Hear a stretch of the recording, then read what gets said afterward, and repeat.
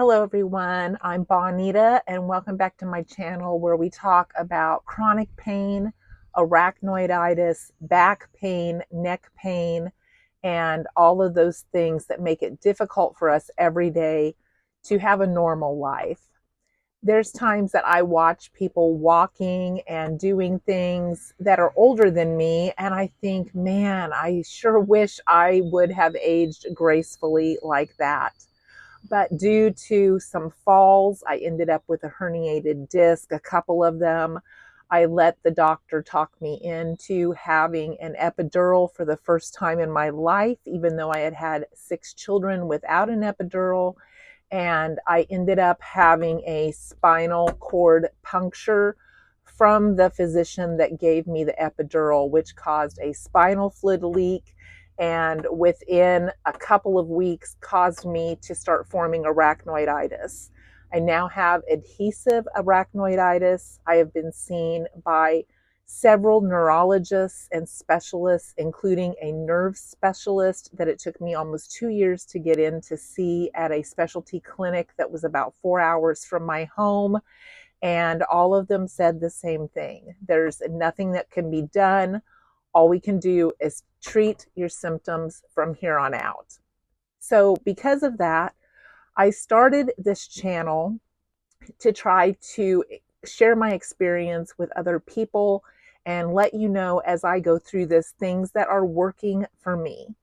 And today we're going to talk about some pain relief options that I have found that help me on some of the days that I'm really hurting and I am having trouble walking, standing, sitting, sleeping. And I have found some of these items, if I can make myself do them, they have a day or 2 or 3 payoff where I feel better. And then I'm glad that I did them. So I try to put that in my head and remember, hey, when you did that, it really did help. So make yourself do that. So I'm going to share some of those with you today, and hopefully some of those might be options for you. The first one is showering. And there are days that I feel so bad that I honestly don't want to go through the effort of trying to undress, to shower, to dry off, and then to dress again. Those small steps feel overwhelming. And I will find that I put off showers because I don't want to go to all that work and all that effort to try to undress and dress and get my things together to go to the bathroom to shower. That may sound lazy, but if you go through the pain on a day-to-day basis, you do find yourself there eventually. And I try to remind myself that if I can just get to the shower and stand in it and let that hot water beat down on my back, on my sciatica, on the areas that I'm in a lot of pain, maybe my upper neck, my upper shoulders, and my shoulder blades, that usually by the time I get out and get dressed, I feel so much better. I sleep better. I usually feel better for another day or so if I can't make myself go back and do that again. And it really does pay off. So even though that seems super overwhelming at times, I try to remember how good it makes me feel in the long run, and I try to make myself do that when I get in so much pain that I'm just like, I can't shower today. I can't. I hurt too bad. I try to remember how much better it makes me feel when I actually make myself go through those steps. The second thing is yoga.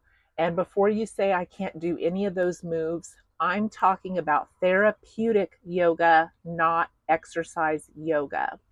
My daughter is a therapeutic yoga trainer, and her yoga is so different than the exercise yoga. So if you can find someone that specializes in that, hers specializes in pain, in anxiety, and in medical conditions that yoga can help you with. Now, I can't do all of the poses.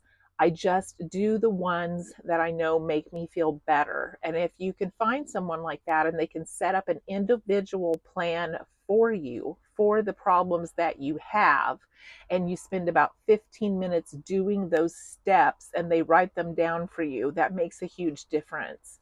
Now, I'm going to link a set of poses that you can buy off of Amazon very easily. And these are some of the ones that I do, but I pick and choose the ones that work for me. There are ones I clearly am not strong enough to do.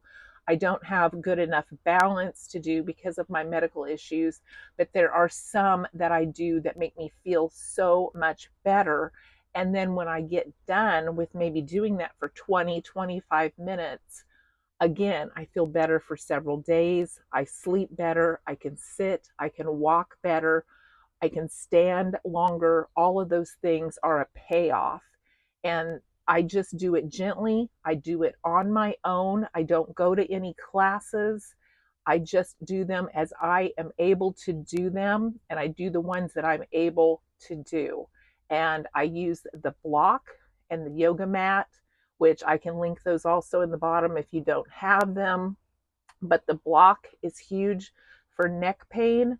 There's one I do where I just stand and hold the block against the wall with my head. And I do that for just a few minutes. And then I lift my head back up. My head will feel so much lighter. My neck position is better after that. It helps my neck pain, my shoulder pain. I have neck injuries as well. So a lot of those, you have to figure out which ones make you feel best and which ones you're able to do safely. The third thing is getting a proper pillow. I have found that I will wake up in the middle of the night with my back hurting so bad.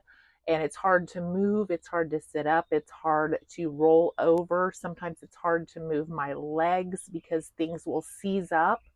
And I recently made the investment in buying a newer, extra firm pillow. It was only like $15, but I sleep better now than I did before. I don't wake up with the neck pain and the upper back pain that I was having before sleeping on a pillow that I had that really just didn't work for me. It was a high quality pillow, but it didn't work for me.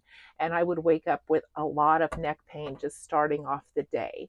So if you have things like that that affect you, that maybe affect your whole back, your lower back, your neck, your posture, I suggest you look into getting yourself a new pillow, if not just a better pillow. Sometimes our pillows get broke down and we don't think about replacing them. And sometimes just that little investment can make a huge difference in how much better we feel.